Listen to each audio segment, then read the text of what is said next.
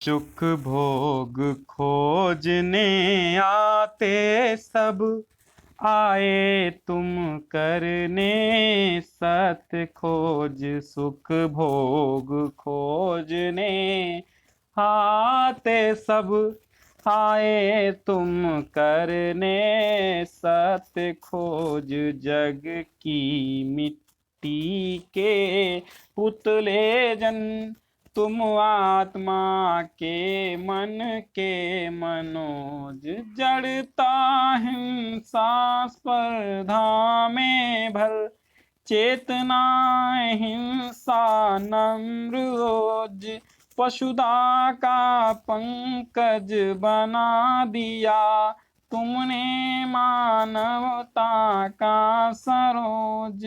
तुमने मानवता का सरोज। सुख भोग खोजने आते सब, आए तुम करने सत्य खोज। बच्चों कैसे हो? बहुत अच्छे होंगे आप लोग। चलिए अब इसका भी सॉल्यूशन ले लेते हैं। सुख भोग खोजने आते सब, आए तुम करने सत्य खोज। कविवर पंत की पंक्तियां हैं, बापू के प्रति लिखा है इन्होंने। तो सुख भोग खोजने, कवि कहता है कि सब तो सुख का भोग खोजने के लिए आते हैं। कवि ने गांधी जी को महामानव के रूप में प्रस्तुत किया। यहां पे महामानव के रूप में संबोधित करता हुआ कवि कहता है कि हे बापू, इस संसार में तो सभी मानव अपने सुख को खोजने के लिए आते हैं, शायद इसीलिए जन्म धारण करते हैं। और आप तो यहां पर सत्य की खोज के लिए आए थे। जहां सारे लोग सुख को खोजने के लिए आते हैं, वहां आप सत्य को की खोज करने आए। तुम दूसरे मानवों से अलग हो, बिल्कुल अलग हो। वे सब तो आत्म सुख खोजते हैं और उसी में लीन होते हैं, उसी में सुख भोगते हैं, सुविधाएं उत्पन्न करते हैं। जबकि तुमने तो अपने सुखों का भी त्याग किया, अपने जीवन को इस संसार के प्रति समर्पित कर दिया, इस मानवता के प्रति समर्पित कर दिया। जग की मिट्टी के पुतले जन, बाकी जन क्या हैं? इस जग की मिट्टी के पुतले के समान हैं। परंतु तुम क्या हो? तुम आत्मा के और मन के, दोनों के मनोज हो।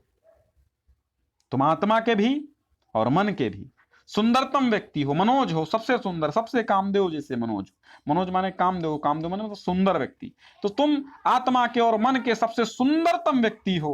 इस संसार में जाने पहचाने गए आप अपनी सत्यता के लिए।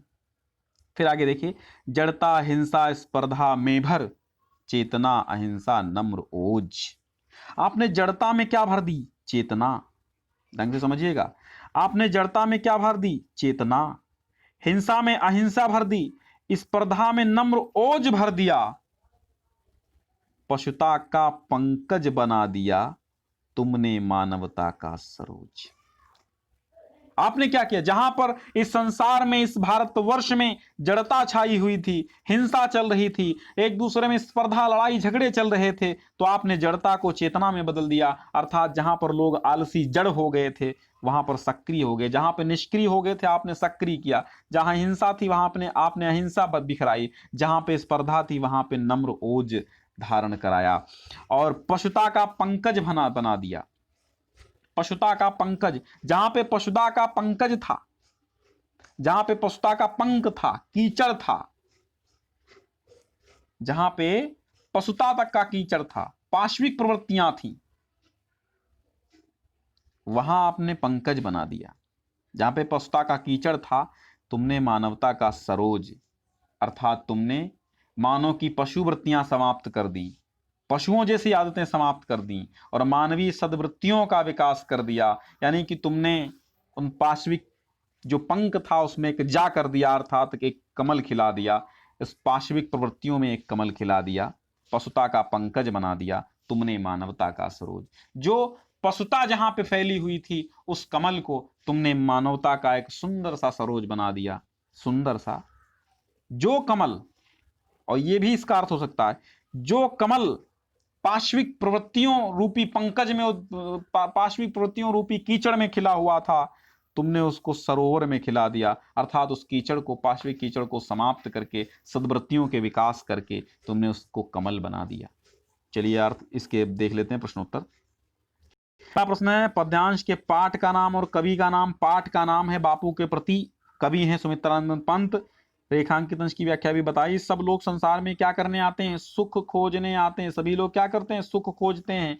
लेकिन बापू क्या कर खोजने आए थे? बापू क्या खोजने आए थे? सत्य खोजने आए थे, मर्म को खोजने आए थे। जग जनों और गांधी जी में क्या अंतर था? जग जन, समस्त जग क्या थे? जग के जन क्या थे? मिट्टी के पुतले थे, मिट्टी के पुतले थे। परंतु गांधी जी क्या थे? गांधी जी क्या थे? जग की मिट्टी के पुतले जन, तुम आत्मा के मन के मनोज। और गांधी जी क्या थे? आत्मा और मन के मनोज थे। ठीक है, अब समझ में आ गया होगा। चलिए। मैं नीर भरी दुख की बदली, मैं नीर भरी दुख की बदली, इस स्पंदन में चिर निष्पंद बसा, क्रंदन में आहत विश्व हसा, नयनों में दीपक से जलते, पलकों में निर्झरिणी मछली, मैं नीर भरी दुख की बदली, मैं नीर भरी। मेरा पग पग संगीत भरा, श्वासों में स्वप्न पराग झरा, नभ के नव रंग बनते दुकूल, नभ के नव रंग बुनते दुकूल, छाया में मलय बयार पली, मैं नीर भरी दुख की बदली।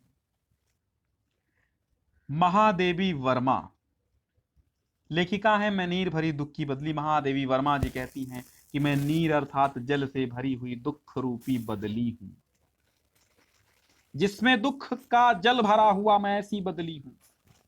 स्पंदन में चिर निस्पंद बसा, स्पंदन में चिर निस्पंद बसा। स्पंदन माने क्या होता है? स्पंदन माने हृदय की पीड़ा, कंपन। चिर निस्पंद माने जड़ता। तो वो कहती हैं कि मेरे हृदय में पीड़ा भरी हुई है, स्पंदन में चिर निस्पंद बसा, हमारे कंपन में भी जड़ता बसी हुई, क्रंदन में आहत विश्व हंसा। और दुख और वेदना का कंपन मेरे जीवन में भरा हुआ। और कहने का मतलब ये है कि जब संसार वर्षा की आशा में प्रसन्न होता है, तो मेरे हृदय में वेदना व्यथा गरजती है, तो संसार हंसता है। क्रंदन में आहत विश्व हंसा। और जब मैं क्रंदन करती हूं, मैं वेदना से गुजरती हूं, तो मुझ पर संसार हंसता है।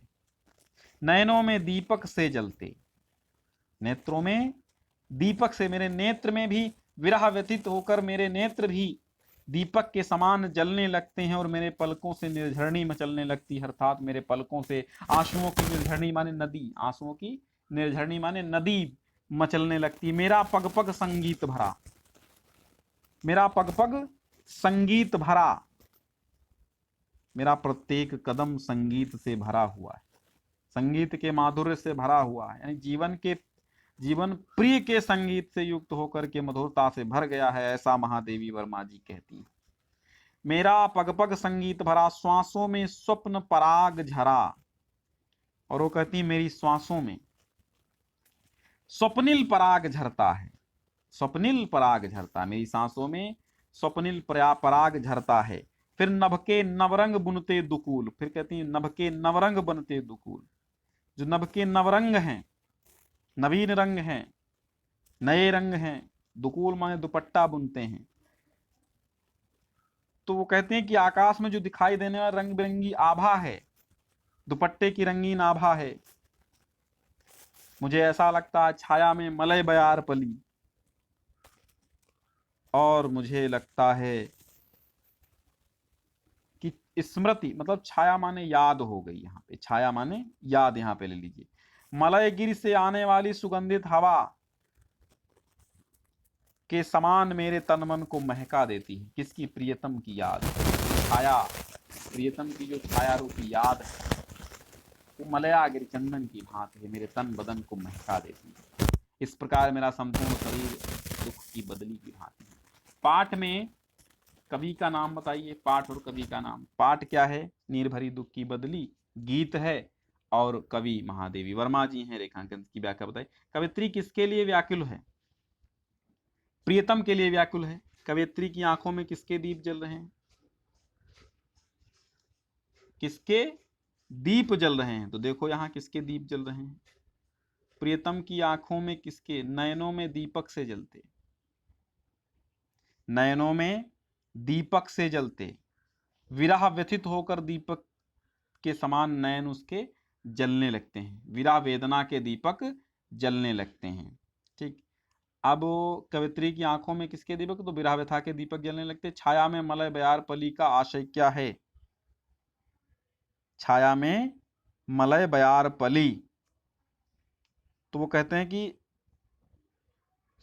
मैं उस जो दुपट्टा है, उस दुपट्टे की रंगीन आभा है, मैं चंदनी गंध में पली बढ़ी हूं।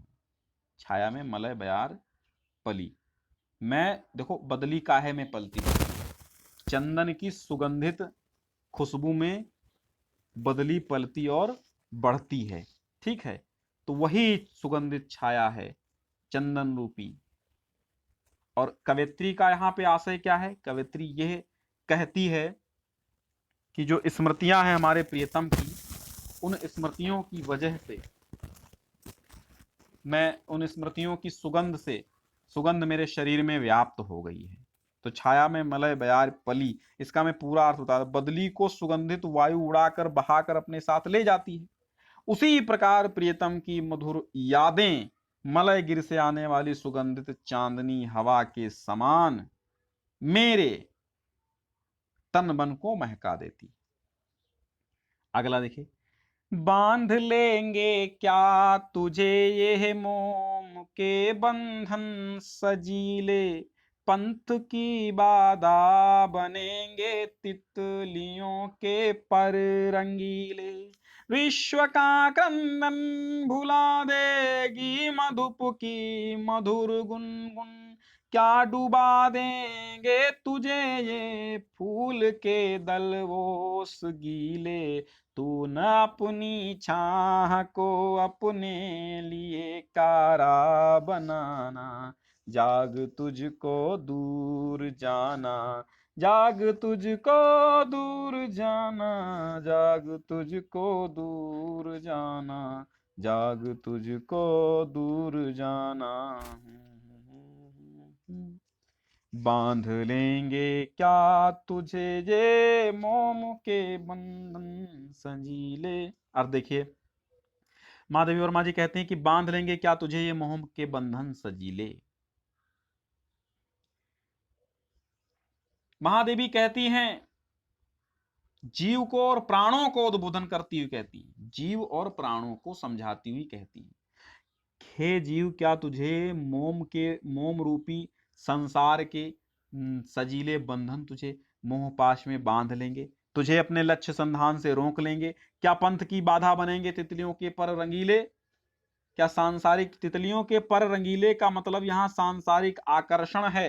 क्या सांसारिक आकर्षण तेरे पथ की योग साधना के पथ की बाधा बन जाएंगे? क्या विश्व का क्रंदन भुला देगी मधुप की मधुर गुनगुन? वो कहते हैं, तुझे क्या धन वैभव विषय भोग आकर्षण से अपने को बचाकर जो अपने मार्ग पे चलता रहा है वही अपने लक्ष्य को पा गया है? यानी क्या संसार की दुख भरी चीख पुकार, विश्व का क्रंदन, संसार की दुख भरी चीख पुकार सुनकर के भुला देगी मधुप की मधुर गुनगुन? मतलब क्या संसार की तू दुख भरी चीख पुकार सुनकर के भ्रमर की मधुर गुंजार को समाप्त कर देगी? नहीं। चाहे जितना संसार चीखे, लेकिन मधुप की अर्थात जो भंवरे की मधुर गुनगुन है वो नहीं मिट सकती। क्या डुबा देंगे तुझे ये फूल के दल ओस गीले? क्या तुझे फूलों के पुष्पों की पंखुड़ियों पर पड़ी हुई ओस की बूंदें तुझे तुझे डुबा करके नष्ट कर सकेंगी? नहीं।